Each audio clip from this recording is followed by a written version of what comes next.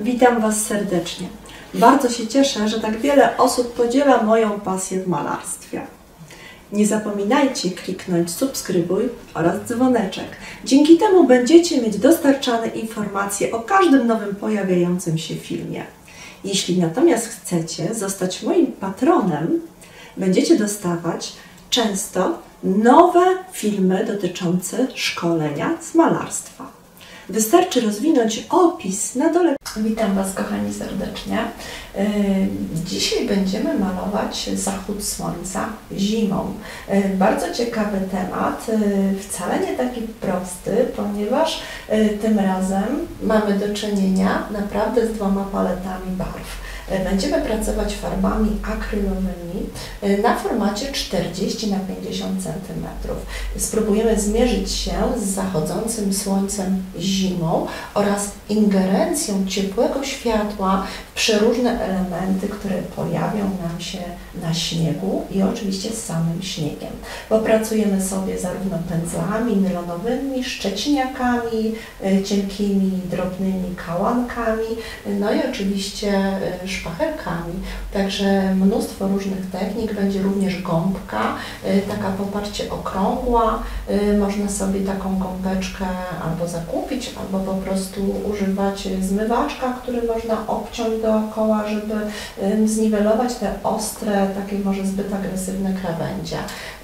Dzisiaj wszystko to w jednym obrazie. Zapraszam więc Was gorąco do pracy.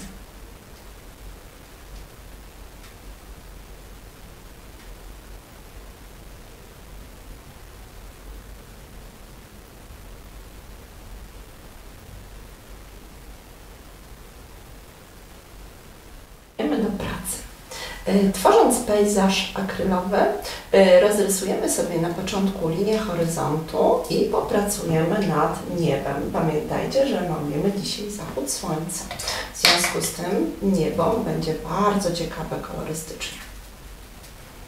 Mniej więcej na takim poziomie, tak aby tego zachodu słońca pokazać nieco więcej, czyli tuż pod linią horyzontu na formacie 40 na 50 cm rozrysujemy sobie linię.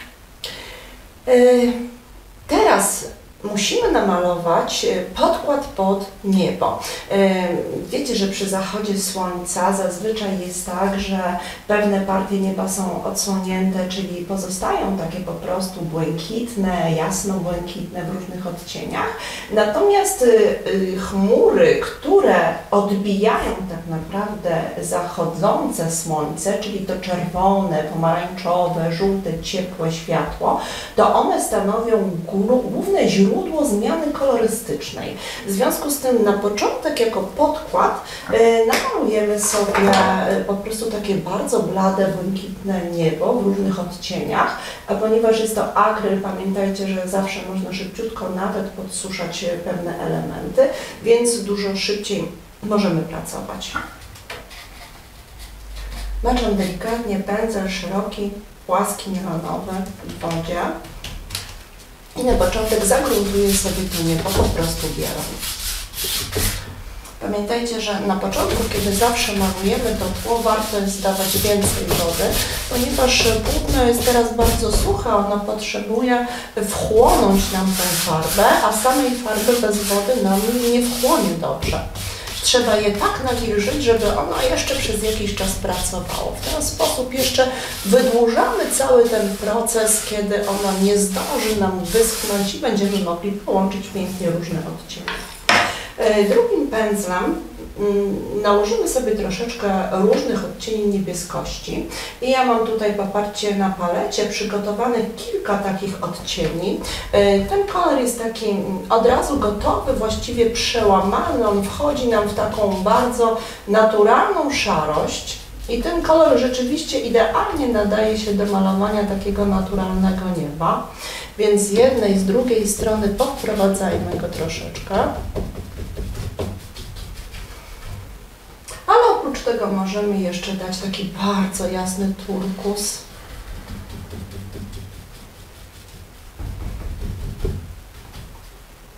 I odrobinkę ciemniejszego błękitu.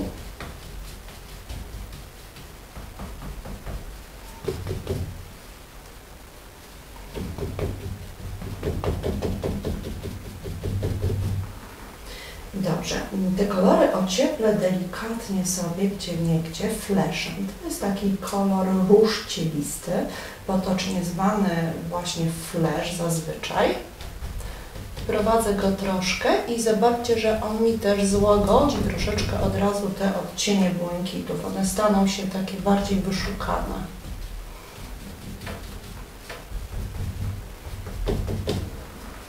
Dobrze, i na tym etapie spróbujemy sobie, wytrzemy w ogóle pędzel. Zawsze pamiętajcie, przed rozmazem dobrze jest tak przetrzeć ten pędzel, żeby nie było nadmiaru farby na nim. I delikatnie postaram się teraz połączyć te barwy. Tam pod spodem jest biel, więc te kolorki wyjdą takie naprawdę delikatne i pastelowe.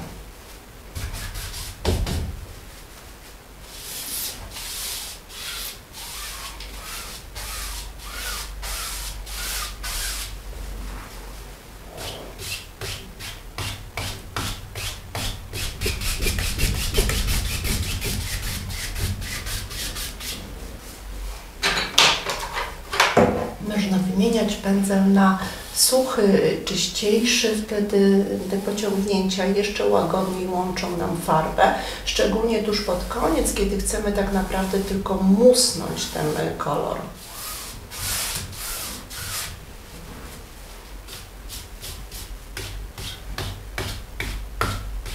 I musimy pracować, pamiętajcie, w różnych kierunkach. Wtedy te chmury będą wyglądały bardzo naturalnie. One rozmarzą się w takie nieregularne plamy.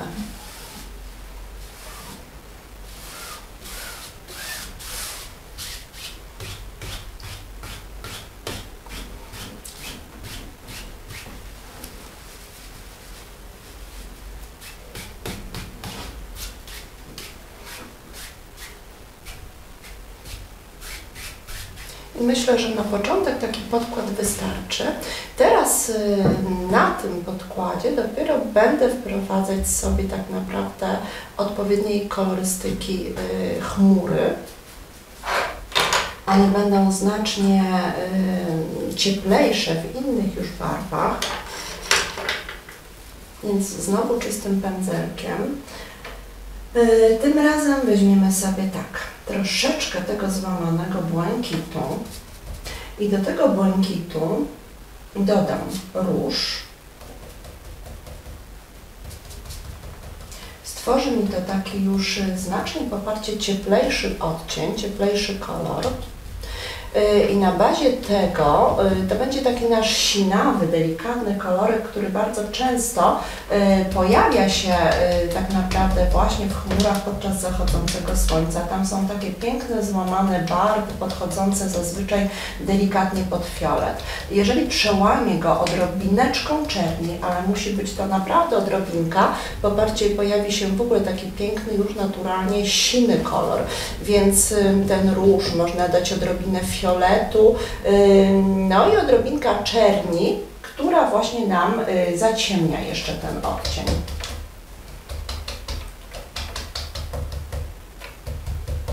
Taki bardzo interesujący kolor wtedy pojawia się.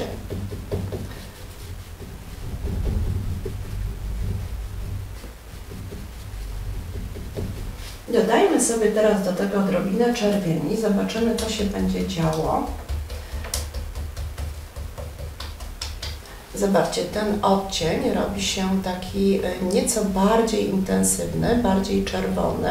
Dodając sobie tak właściwie odrobinkę danego odcienia, możemy sobie bardzo ładnie manewrować kolorem i tutaj to już jest kwestia naprawdę zabawy na palecie.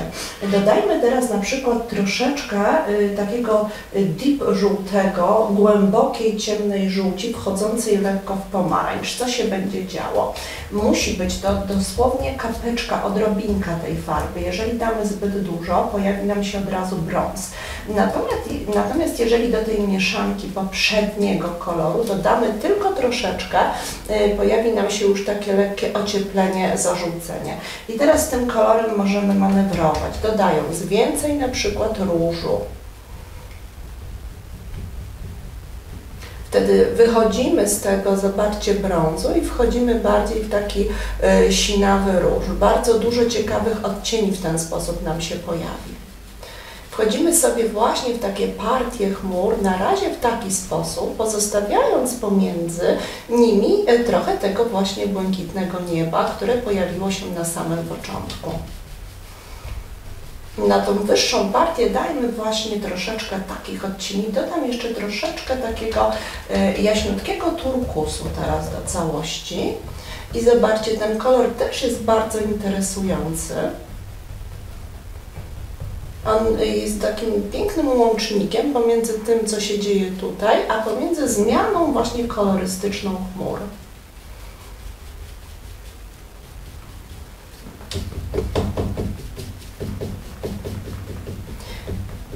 No i teraz, zanim te chmury nam nie wyschną, bo pamiętajcie, że to jest praca jednak akrylem, spróbujmy delikatnie nadać im takiej pierzastości i gąbeczką po prostu je połączyć. Zobaczymy, co się będzie działo.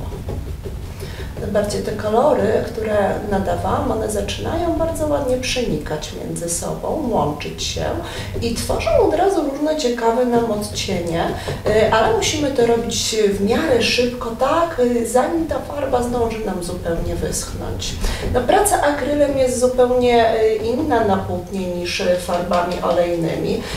Tutaj musimy patrzeć się jednak na ten czas pracy. Nie możemy sobie tej pracy rozciągać na długie godziny, mając pewność, że ta farba cały czas będzie pracowała, będzie się rozmazywała, z innymi kolorami wchodziła w reakcję. Tutaj to jest kwestia naprawdę tempa, więc musimy się nastawić po prostu na taką dosyć szybką pracę.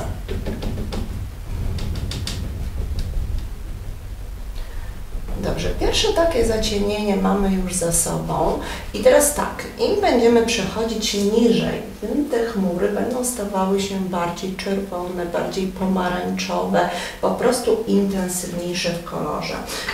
Źródło naszego światła nie będziemy robić zupełnie na środku, bo będzie to takie może zbyt banalne w kompozycji, ale na przykład zróbmy sobie to nasze zachodzące słońce gdzieś bardziej, powiedzmy, tutaj na tym poziomie z boku. Ono będzie już tutaj dosyć blisko poparcie linii horyzontu, ale jeszcze nie tak blisko, żeby pozostawała tylko i wyłącznie sama łuna. Niech to światło nam troszeczkę jeszcze tutaj zdąży pięknie popracować. No i dobrze, tutaj mamy światełko i od tego światła teraz musi nam się troszeczkę, popatrzcie, zadziać. Wokół naszego zachodzącego słońca na pewno będą najbardziej intensywne kolory, ponieważ to ono jest tym głównym źródłem światła. Dodajemy sobie więc żółci ciemnej, łączymy ją odrobinę z czerwienią i tworzymy już pomarańcz. Teraz więcej czerwieni z rudym takim brązem, to jest burnt-sienna akurat tutaj nazwana.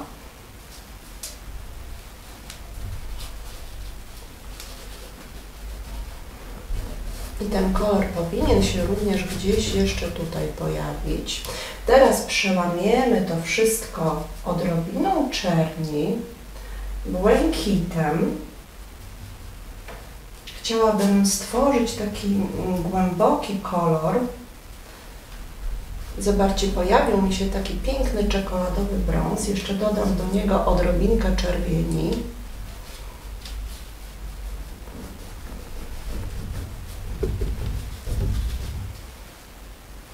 Jeszcze kapkę ciemnego brązu z czernią. Do brzegach będzie już coraz ciemniej. Dobrze, i spróbujmy sobie teraz to wszystko przepracować. Tak jak te chmury na górze. Jest za mało wody, więc musimy wziąć tym razem pędzel, który omaczamy troszeczkę. Zobaczcie, jak ta farba natychmiast schnie. Jeżeli będzie już taka sytuacja, że ona nie będzie nam chciała pracować, musimy popracować jednak z odrobiną wody.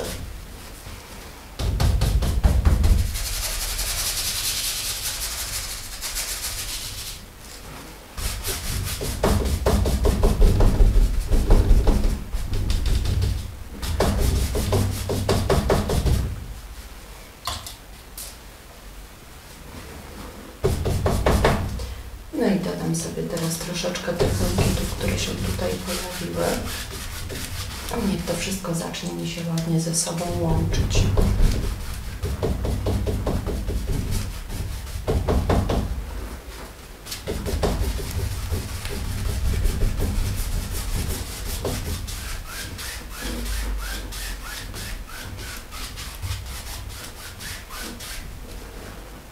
Zależy mi na uzyskaniu tutaj jeszcze takiego melanżu pomiędzy przejściem błękitów, a tych już ciepłych, jasnych partii.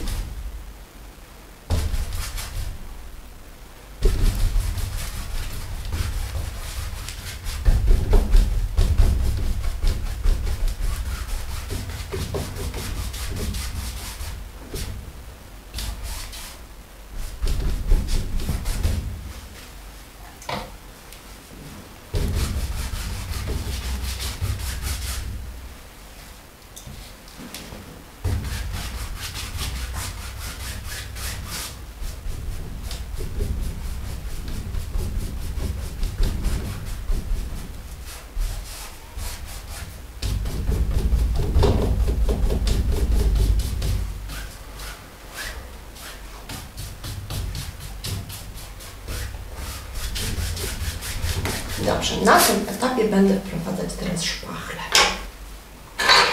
Spora szpachelka. Potrzebuję mieć też duże płaszczyzny do pracy. Pobieram sobie teraz biel. Zacznę od tych jaśniejszych błękitów. Odrobinę turkusu jasnego. Zrobimy taki bardzo jaśniutki kolorek.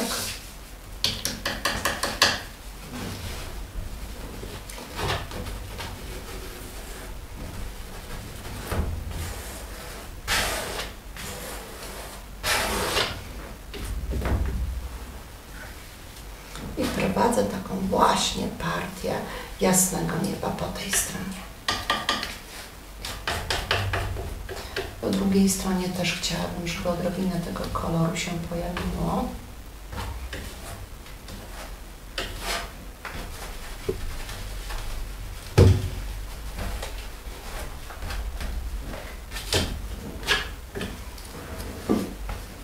I przejścia teraz w te cieplejsze elementy.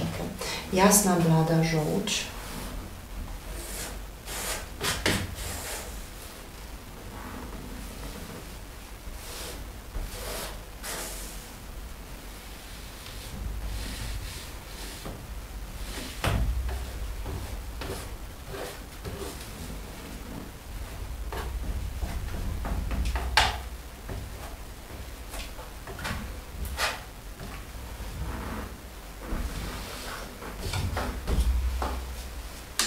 Ciemny, żółty, z odrobiną fleszu.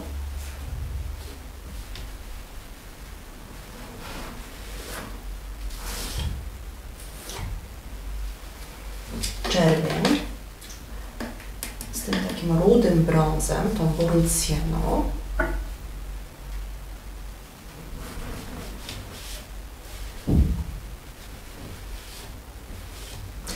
Tutaj przepracuję troszeczkę poparcie szpachelką, żeby ten kolor połączył mi się jeszcze z tym pracującym błękitem. Wyjdą bardzo tutaj takie piękne, ciekawe połączenia kolorystyczne.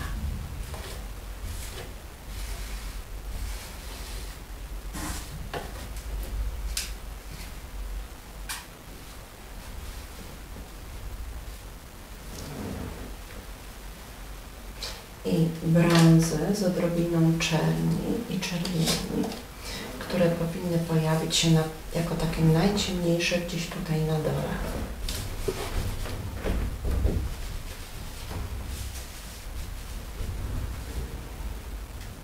Pierwsza sugestia już gdzieś trzeciego planu.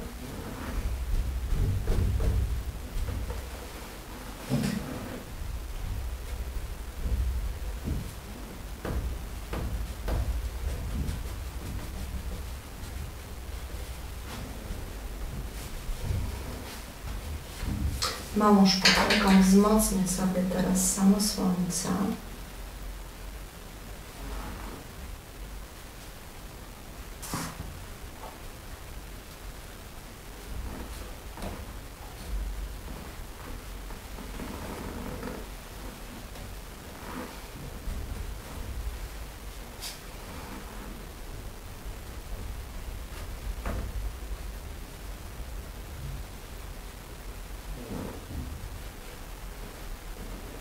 Uwielbiam zachody słońca.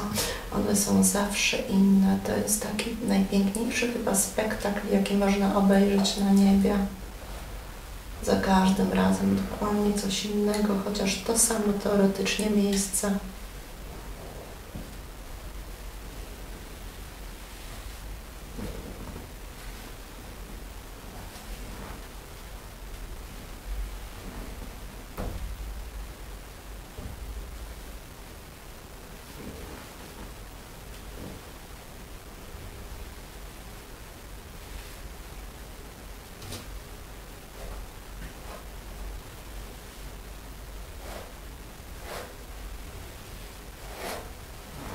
Tutaj trzeba uważać odrobinę, żeby nie wchodzić w tą reakcję z zielenią. Troszeczkę mamy tutaj niebezpieczeństwa, bo pojawiają się te mocne żółcienie i błękity, więc ta szpachelka jest też dobra w razie czego, żeby gdzieś wspomóc sobie taki kolor. Jeżeli jest go za dużo, zawsze można ściągnąć i zawsze można tą szpachelką jakąś większą partię poprawić kolorystycznie czy przetrzeć.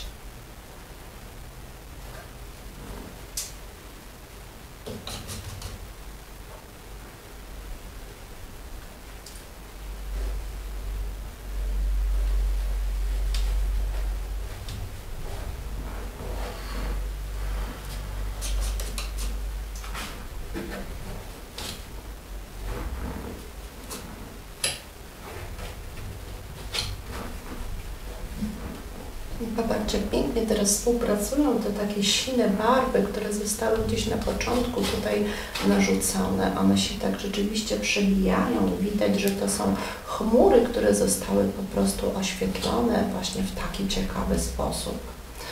To chmury, które dopiero zaczynają jakby zmieniać barwę.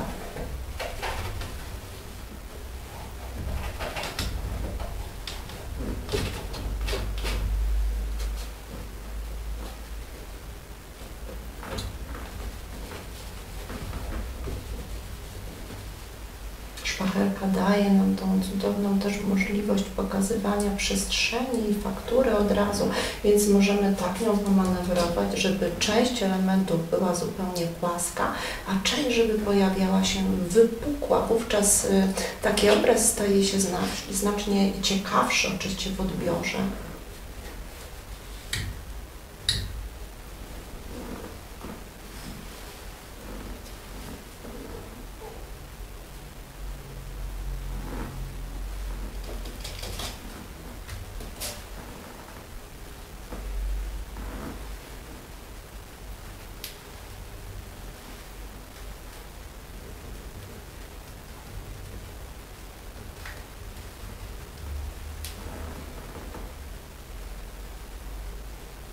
Czerwień z takim bladym różem daje nam też przepiękny odcień, taki pastelowo-malinowy, tak można byłoby go określić.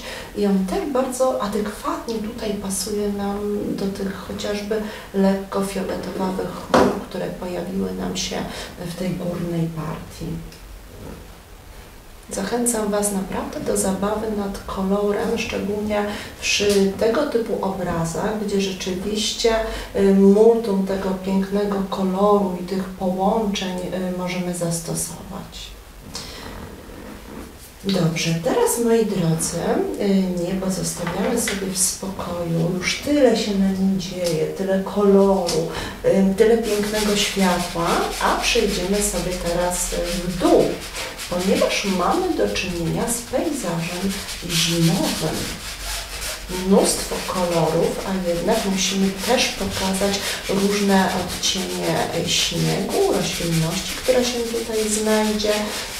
Na początek tworzę sobie gąbeczką same takie, popatrzcie, miejsca, które chciałabym, żeby były nieco cieplejsze, bo też w takiej kolorystyce, przy takim oświetleniu, kolory nawet na śniegu, jakieś odcienie mogą się pojawiać ciepłe, chociażby roślin czy elementów ziemi, która została gdzieś odkryta.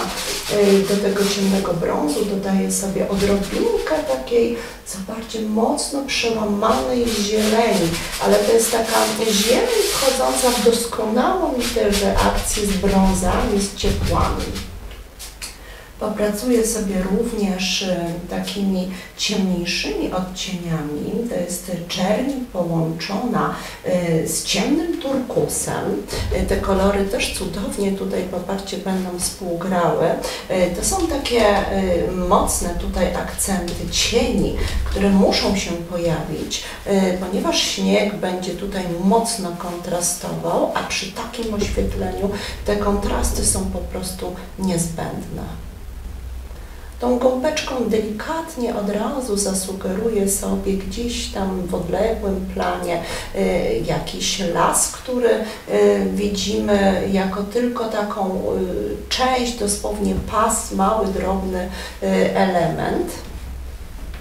Oczywiście na takim tle wszystko jest mocno kontrastowe i ciemniejsze.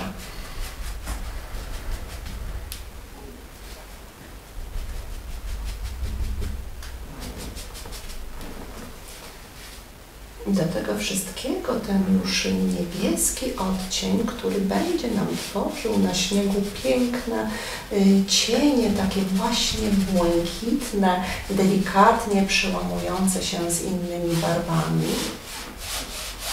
Zanim pojawi się oczywiście ten już naprawdę jasny śnieg.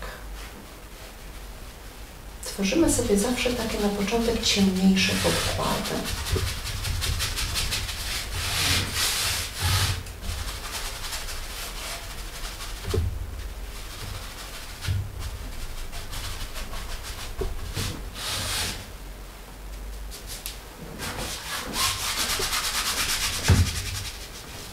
Położę sobie teraz blejdę, zobaczcie, tutaj na krawędzi. Łatwiej mi będzie nim popracować.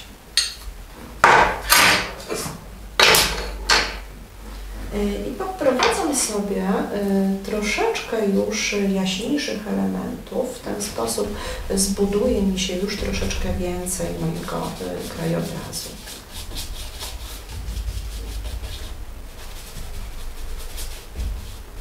Może zróbmy gdzieś w tym miejscu na przykład jakąś drogę,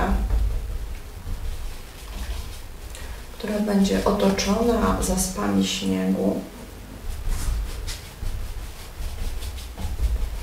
Musimy oczywiście pokazać perspektywę, tą odległość, ale może jakieś ślady, być może sani.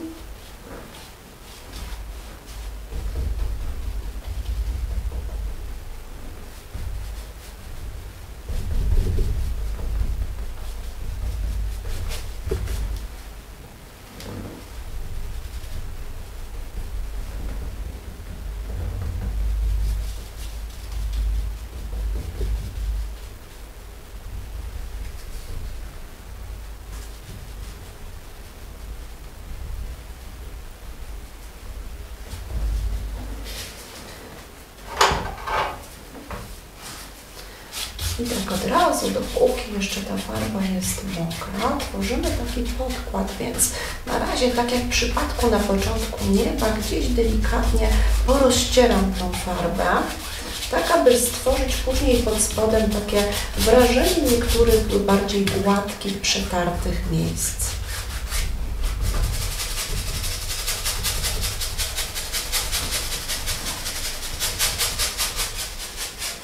Troszeczkę połączymy tutaj takim roztarciem tą gdzieś linię horyzontu.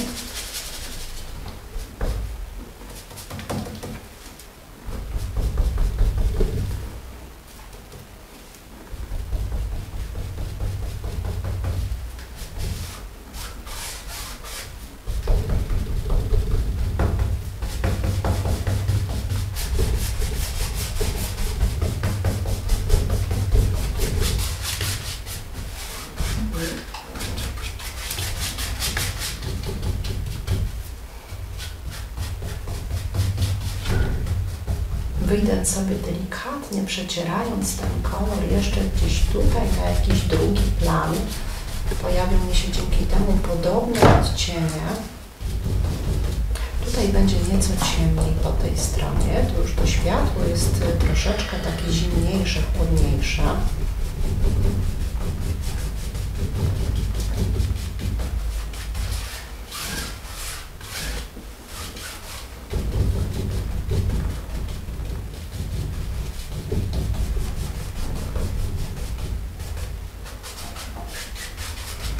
Państwa, patrzcie, ile ciekawych odcieni pojawiło się na razie na śniegu, który będzie oczywiście jeszcze przecierany szpachelką w odpowiedni sposób, który będzie jeszcze przepracowywany, ale już jako podkład mamy sporo zarówno chłodów, jak i przełamanych błękitów, które nam doskonale pasują do reszty obrazu. Warto jest więc zawsze taki podkład wykonać, dlatego że on później jest takim łącznikiem, dobrze spaja nam wszystko.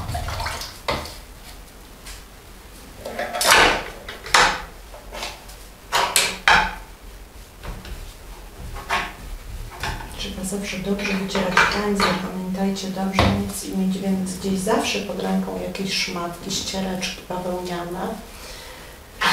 Teraz na tym etapie pobudujemy sobie już troszeczkę roślinności, bo ta roślinność będzie zarówno dalej, jak i bliżej nas. Tutaj gdzieś z tyłu pojawią się jakieś drzewa. W odcieniach takich ciemniejszych.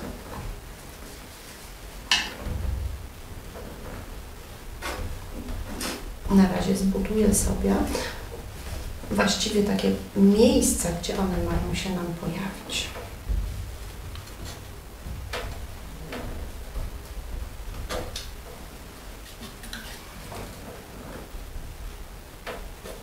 Szpachelką.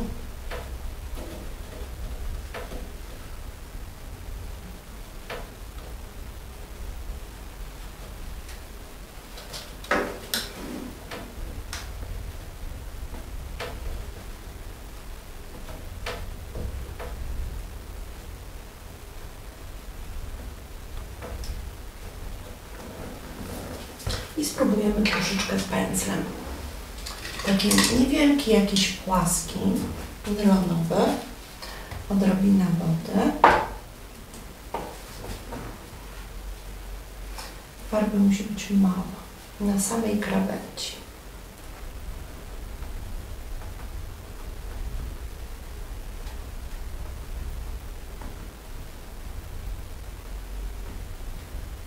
Takim bardzo delikatnym po prostu tapowaniem, manewrując tylko ruchem tego pędzla, możemy tak bardzo szybko, bardzo ładnie pokazać sobie sam kształt gdzieś drzew w oddali. Zobaczcie, te kolory, one cały czas pracują, bo szpachelka nałożyła nam naprawdę grubą warstwę farby, więc ona tak szybko nam nie wyschła i dzięki temu łapie ten kolor jeszcze spod spodu. W związku z tym mamy tutaj od razu pracę tak naprawdę odcieniami kolorów z nieba. Czyli to, co dzieje się z tyłu, łapie nam idealnie kolor również na samych drzewkach. My nie musimy nawet dodawać takiej sytuacji odpowiednio koloru.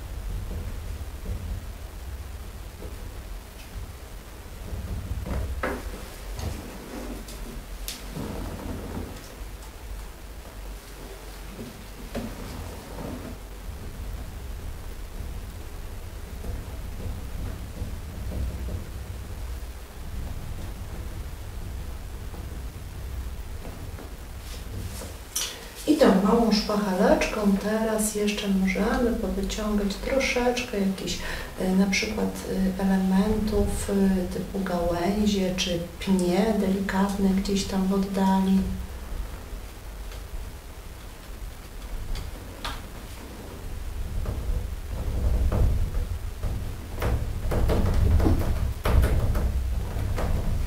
Na dole zrobimy troszeczkę zaciemnienia.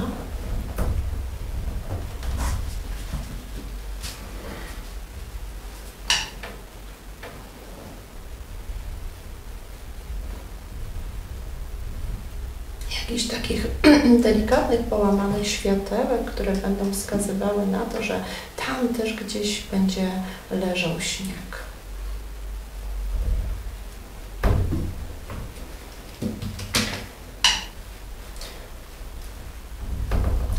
tutaj bezpośrednio pod tym naszym słońcem zachodzącym dobrze by było zrobić troszeczkę rozświetlenia, pokazać, że ono naprawdę tutaj mocno, mocno ingeruje w przestrzeń.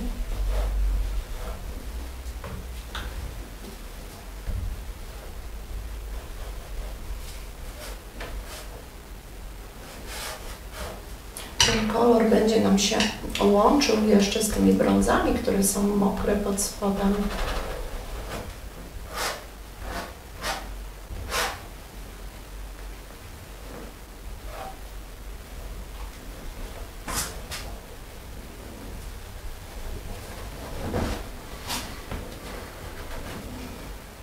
Dobrze, niech sobie to troszeczkę podsycha, a my się skupimy teraz na lewej stronie. Ta lewa strona wymaga też przetapowania, ponieważ tutaj pojawiają nam się drzewa. Jakiś pędzelek taki szczecinowy może być średniej wielkości. No i tutaj oczywiście jaśniejsze muszą pojawić się te drzewka. To musi być dokładnie ta kolorystyka. Czyli te brązy, które pojawiły nam się tutaj na dole, czyli ciemny brąz z rudością na przykład, może pojawić się na górze jako taki element przetapowania.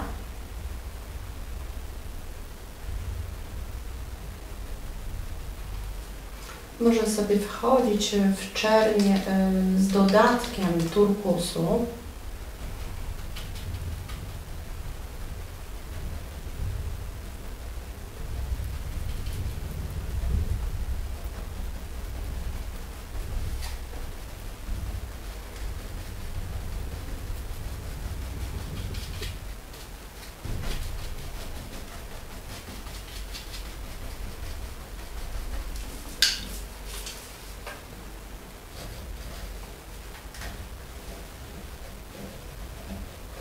Tutaj podociągam sobie szpachelką same tylko takie drobne elementy dotyczące tych drzew.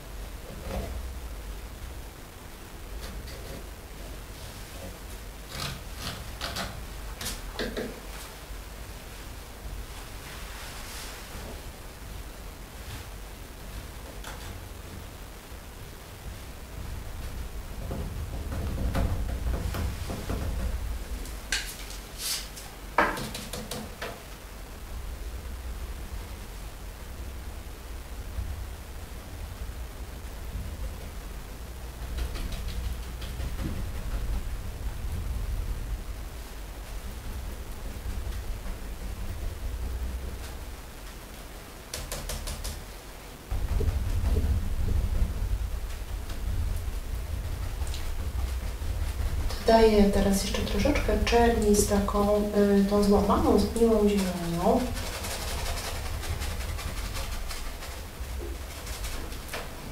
I od razu więcej troszeczkę narzucę na tą stronę cienia. I na tym etapie, moi kochani, muszę ten obraz podsuszyć, żebym mogła dalej czystymi barwami pracować, bo wszystko jeszcze jest mokrawe i będzie nam się rozmazywało, ale ponieważ jest to akryl, daje nam taką możliwość szybkiej pracy. Więc podsuszam sobie pracę i przystępuję do kolejnego etapu.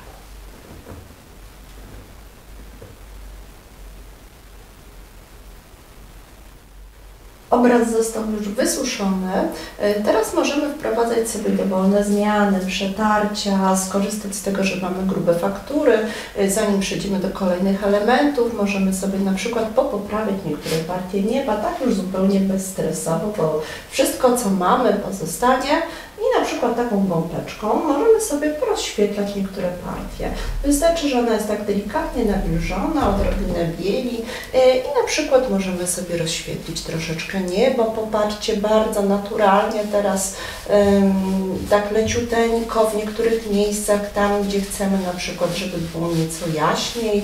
Możemy sobie wprowadzać laserunki.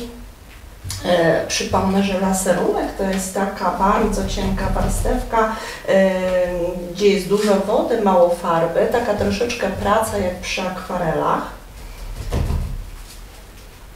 Ale ja na razie porozświetlam jeszcze sobie troszeczkę, popatrzcie to niebo, powprowadzam sobie jeszcze więcej tutaj takich przetarć delikatnych, na przykład na chmurach. Złagodzę sobie tutaj te miejsca wokół słońca, które się pojawiło.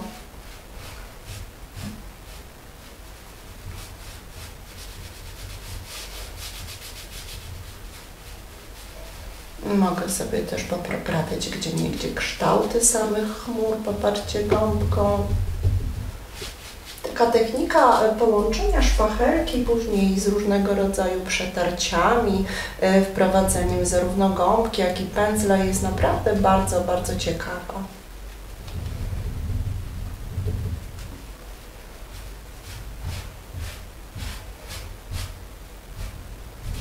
Dobrze, dodamy sobie jeszcze odrobinkę takiej żółci, właśnie ciepłej, która tutaj będzie oblewała mi niebo od tej strony. Ona teraz już jest bezpieczna, nie będzie mi zazieleniała błękitów. Popatrzcie, same krawędzie, na przykład wypukłe, mogą troszeczkę tej żółci teraz złapać.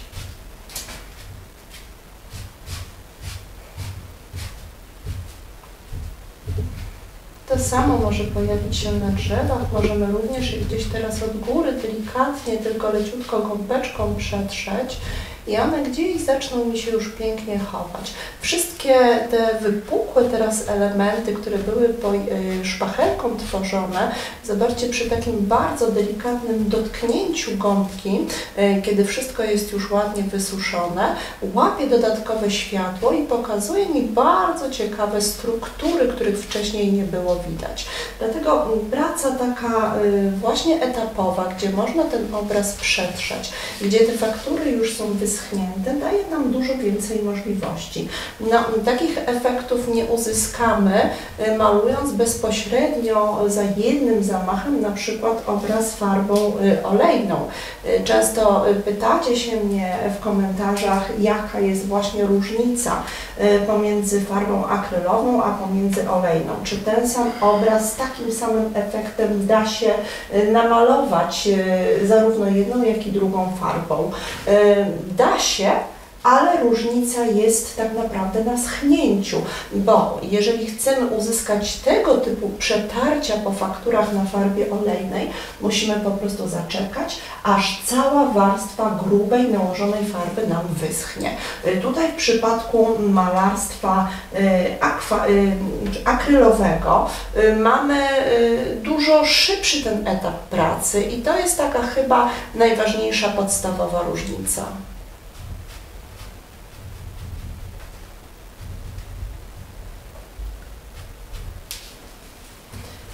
Troszeczkę ciemnego jeszcze brązu dam tutaj.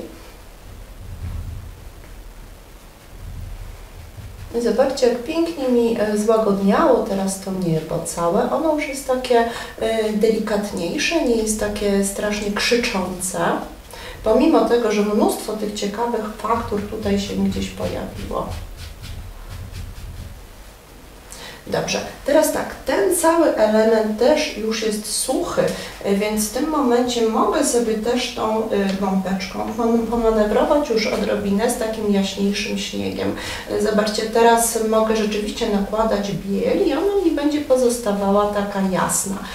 Ale dzięki temu, że na razie pracuję sobie gąbką, mogę w bardzo ciekawy sposób tą bielą tak manewrować, żeby ona miała różne odcienie. Tam, gdzie dam jej więcej, będzie oczywiście kolor jaśniejszy. Tam, gdzie będzie mniej, pojawią się po prostu prześwity. I to będzie taki pierwszy podkład pod ciekawy śnieg, który nam się tutaj pojawi. Zanim wysuszyłam obraz, w tym miejscu wszystko mi się niestety rozmazywało. Bardzo trudno mi było wyciągnąć ten taki ładny, naprawdę ciepły, jasny kolor, który tutaj idzie mi bezpośrednio od tego słoneczka. Teraz mogę już to zrobić, popatrzcie, bez najmniejszego problemu.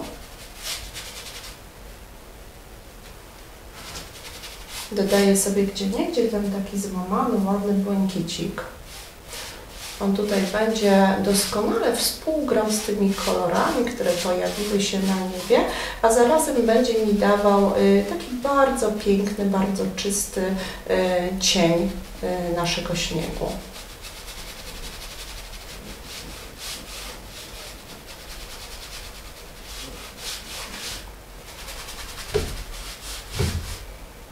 Więc teraz pomanewruję sobie troszeczkę zarówno tym błękitem, jak i białym śniegiem. Zanim wejdę w ogóle w szpachelkę, którą będę chciała troszeczkę popracować również przy nakładaniu naszego śniegu.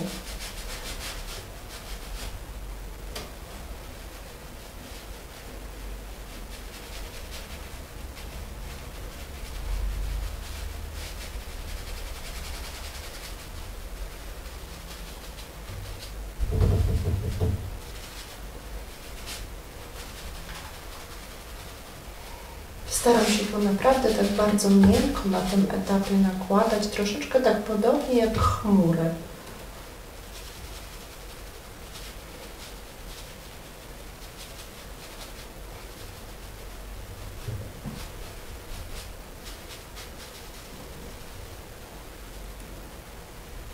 Bardzo dobra jest taka okrągła gąbeczka do takich rzeczy, dlatego że ona nie zostawia nam takich twardych krawędzi, jak w przypadku zwykłej gąbki kuchennej. Ale na taką zwykłą gąbkę też jest sposób, zawsze można po prostu ją sobie dociąć odpowiednio nożyczkami i wówczas te krawędzie będą już bardziej obłe.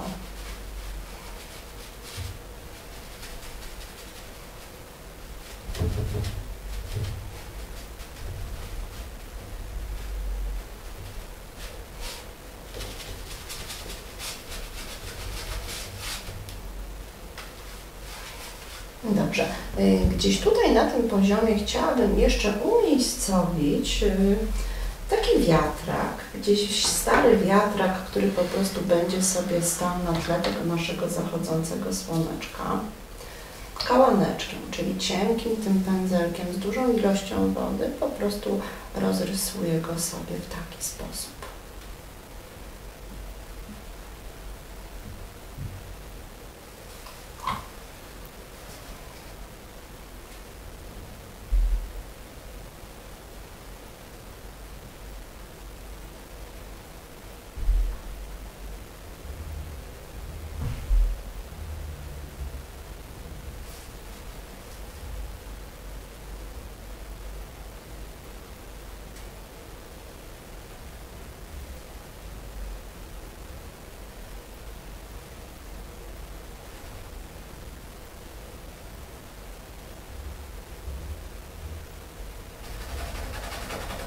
On będzie mocno w cieniu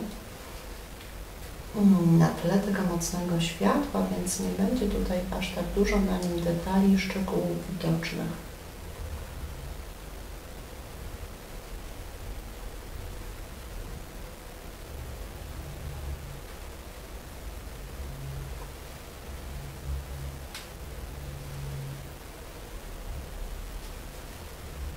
Pokażę tutaj nieco jaśniejszy ten daszek.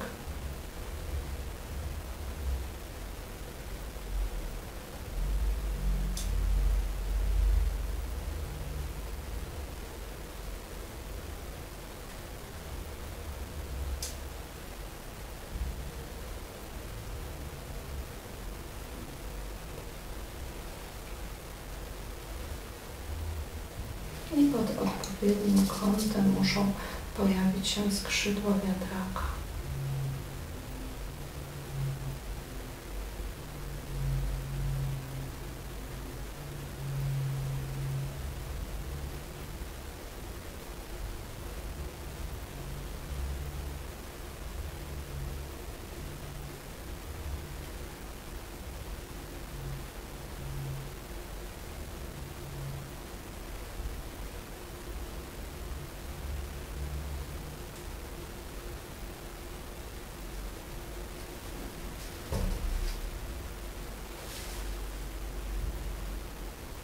Wiatrak też musi mieć troszeczkę takiego błękitnego cienia tutaj.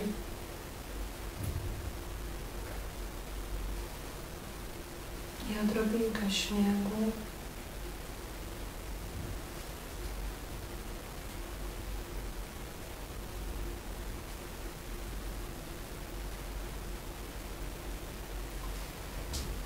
Dobrze, malutką szpachelką troszeczkę przepracujemy go. Troszeczkę ciemnego brązu, czerni. Damy mu tak odrobinę jeszcze szlifu.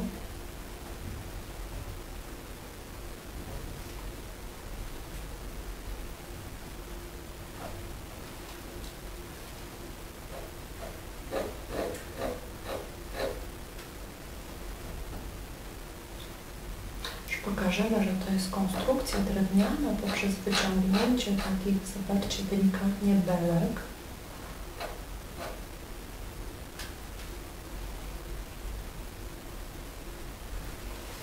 Maczając szpachelkę w wodzie, tworząc taką bardzo rzadką konsystencję farby, możemy tutaj pomanewrować sobie również samą krawędzią nad takimi bardzo cieniutkimi, różnymi elementami. Bardzo trudno jest to zrobić pędzelkiem, kałamkiem, szczególnie kiedy pod spodem jakieś płaszczyzny są już mokre czy wilgotne.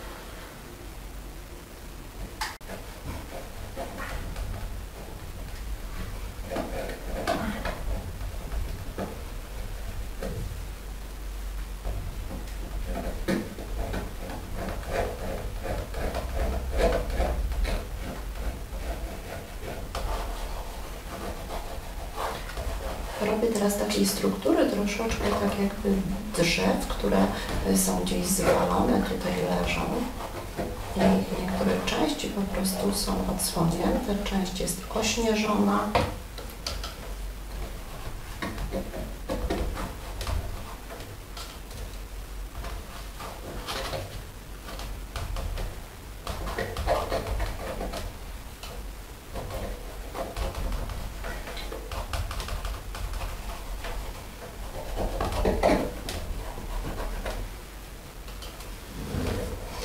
No i tutaj jeszcze chciałabym, żeby pojawiły się na tym pierwszym planie takie bardziej widoczne drzewka, ale zrobimy również taki podkład, troszeczkę właśnie jakichś takich pozwalanych w pni gdzieś drzew, wystających różnych elementów, troszeczkę cienia wychodzącego spod śniegu.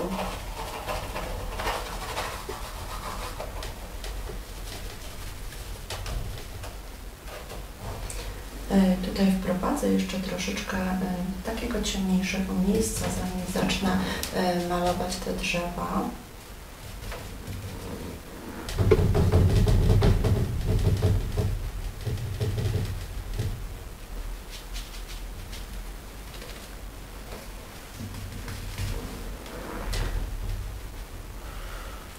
Odrobinę takiego przetarcia jeszcze między brązem a tym błękitem. Potrzebujemy tutaj cień, ponieważ światło idzie od tamtej strony, więc tutaj wszystko jest takie zacienione, a tylko te najbardziej wypukłe elementy mają prawo być jeszcze mocno oświetlone.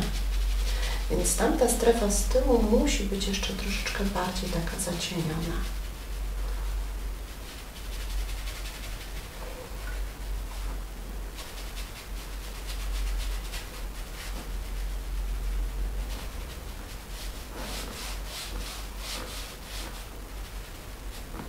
Tutaj jeszcze troszeczkę cienia, który pokaże nam gdzieś tą drduszkę, która będzie sobie uciekała w tamtą stronę. Dobrze. I teraz tak, troszeczkę tutaj śniegu, takiego przełamanego w kolorze.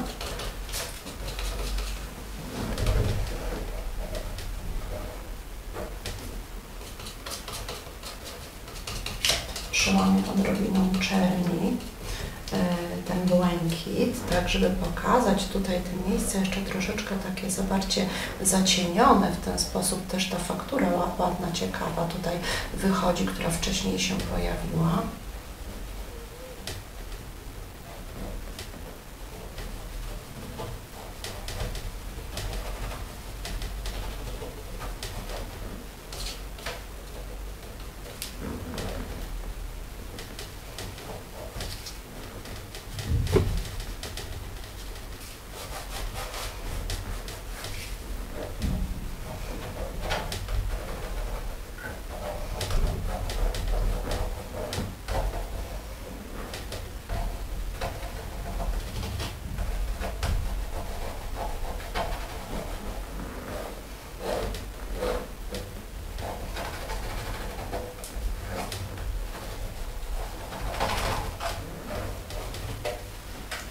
I teraz nieco jaśniejszego śniegu.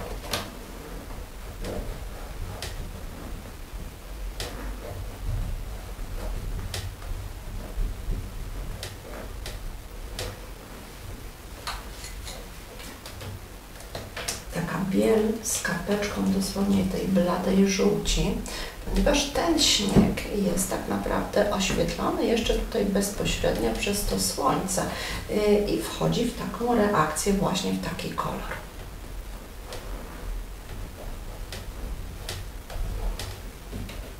Im tutaj będzie nieco dalej już od bezpośredniego tego światła, ten śnieg ma prawo być chłodniejszy.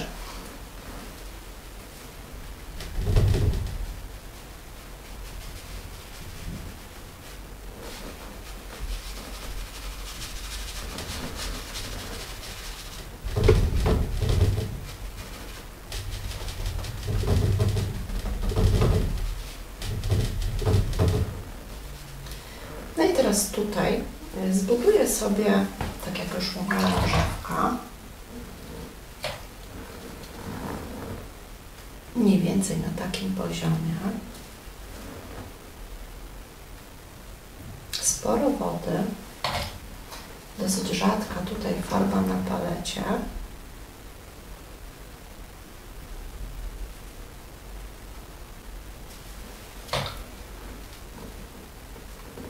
Musimy zawsze przecierać tak dookoła cienki pędzelek w takiej dosyć rzadkiej wodzie z farbą, bo inaczej nie uzyskamy cienkich linii.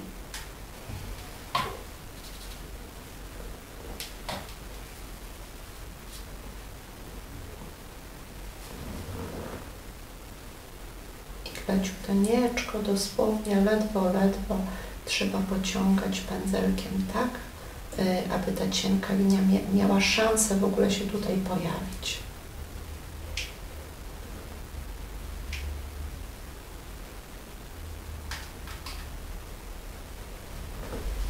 Dobrze, troszeczkę teraz potapujemy sobie. Spróbujemy takim pędzlem szczecinowym. Troszeczkę weźmiemy ciemnego koloru, taki ciemny brąz z czernią. Złapmy sobie odrobinkę do tego buricienę i kapeczkę ochry.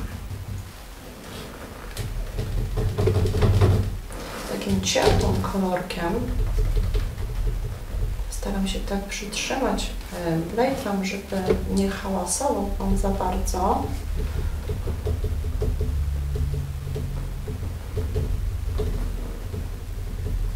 Takim ciepłym kolorkiem troszeczkę przetapujmy te drzewka. Te drzewa nieco zasłonią nam to, co się dzieje z tyłu, ale tylko częściowo.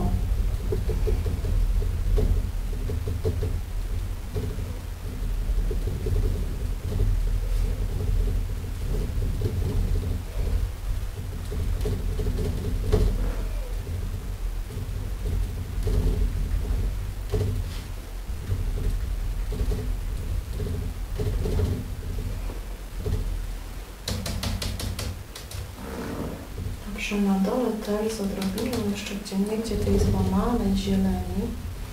Niech się pojawi troszeczkę jakiejś roślinności. Takimi pociągnięciami pędzla do góry pokażemy troszeczkę takich suchych traw.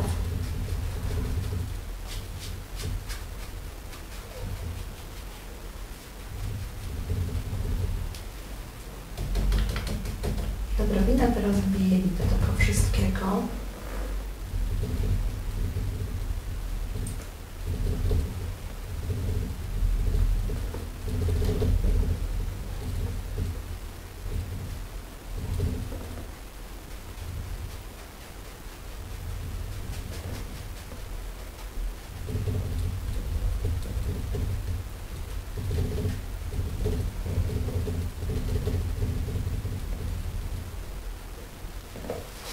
Dobrze, teraz szpachelką troszeczkę możemy podciągać więcej sobie różnych cienkich elementów.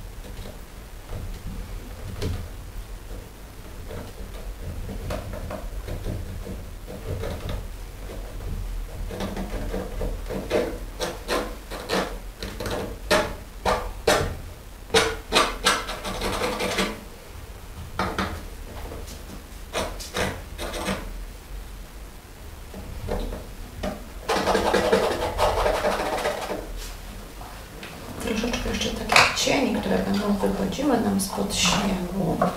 A tutaj pamiętajcie, że na tym pierwszym planie jest naprawdę kontrastowo. Tak naprawdę to przy zachodzie takim słońca w niektórych miejscach jest już prawie ciemno, tam gdzie to światło nie dochodzi, więc mamy też do czynienia z dużym kontrastem.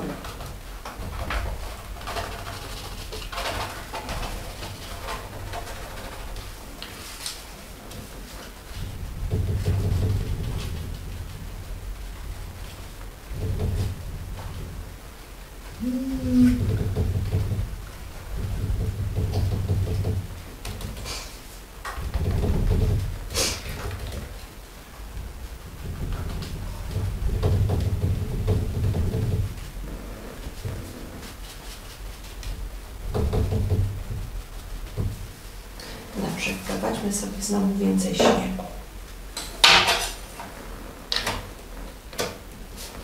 Tym razem już tą większą szpachelką.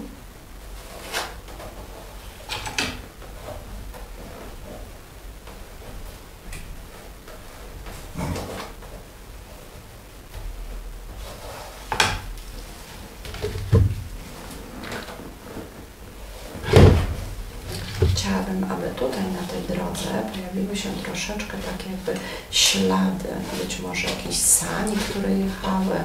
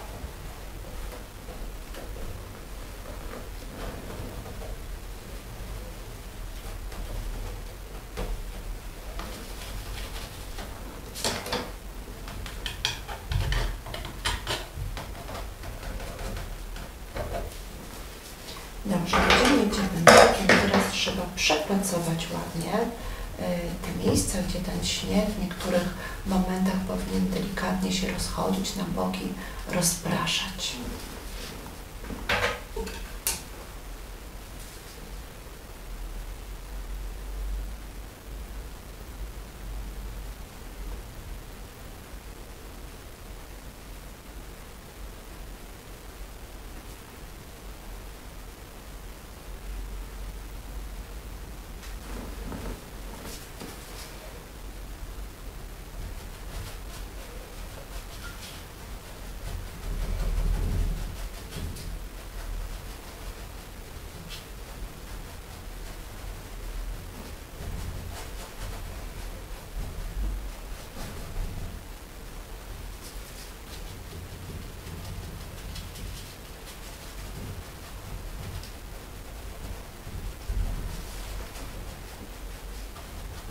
tym etapie on jeszcze będzie przybierał różne bardzo ciekawe odcienie, łącząc się zarówno z tymi błękitami, jak i tymi szarościami powstałymi z robienia wcześniejszych cieni pod śnieg.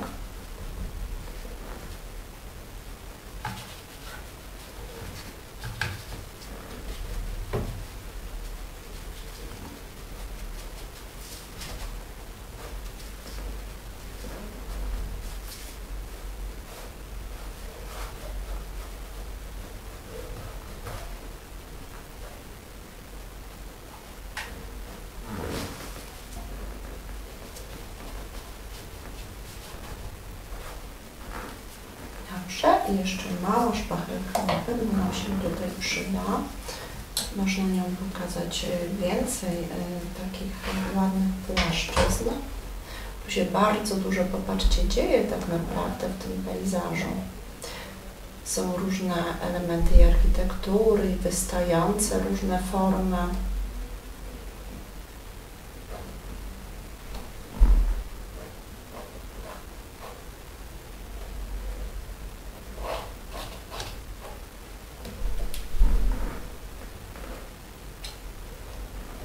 Możemy w niektórych miejscach nadawać go nieco więcej, tworzyć takie właśnie wypukłe, różne jeszcze dodatkowe elementy. Tylko pamiętajcie oczywiście o wycieraniu szpachelki.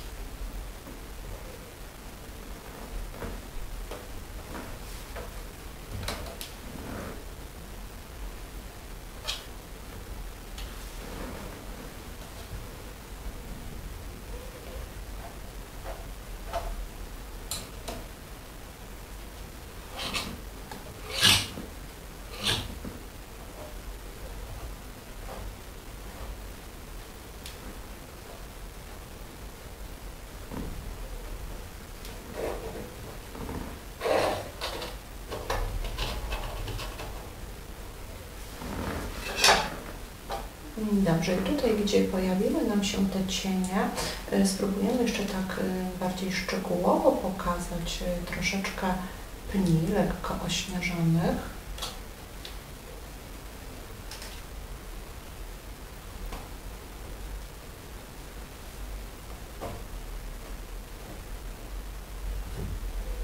Troszeczkę czernią, troszeczkę brązem ciemnym.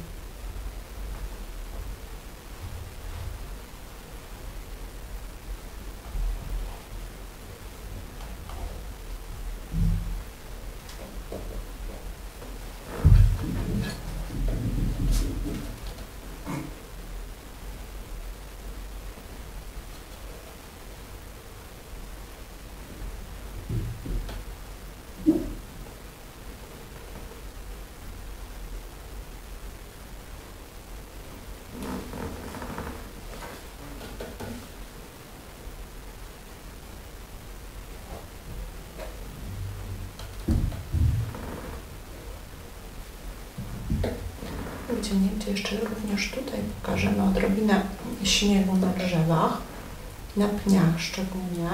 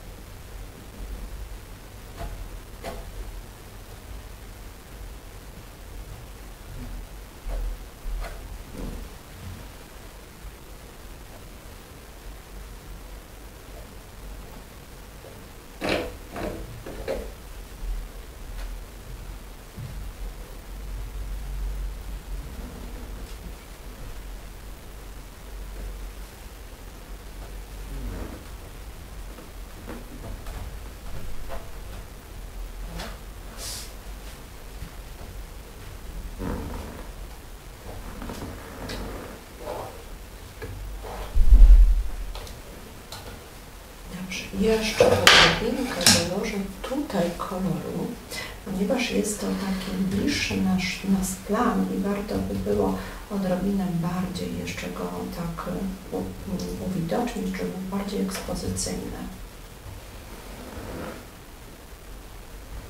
Niech troszeczkę złapie to tapowanie tego ciepłego światła więcej. Drzewko jest tak uniesione wyżej, więc jest tak jakby nastawione tutaj na to światło.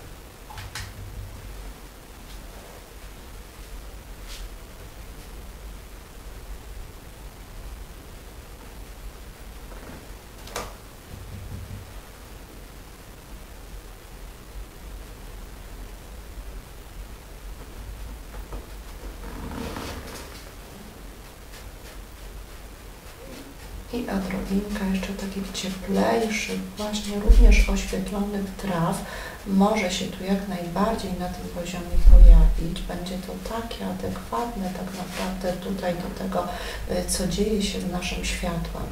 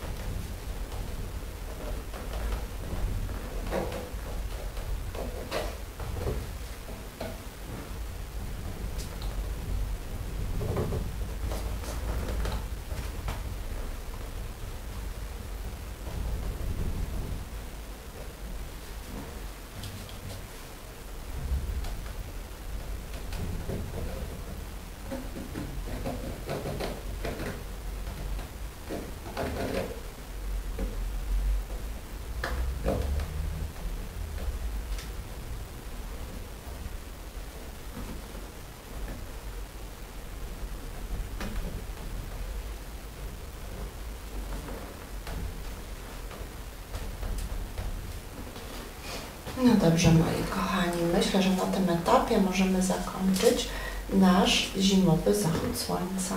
Dziękuję Wam pięknie za uwagę i oczywiście zapraszam do kolejnych filmów.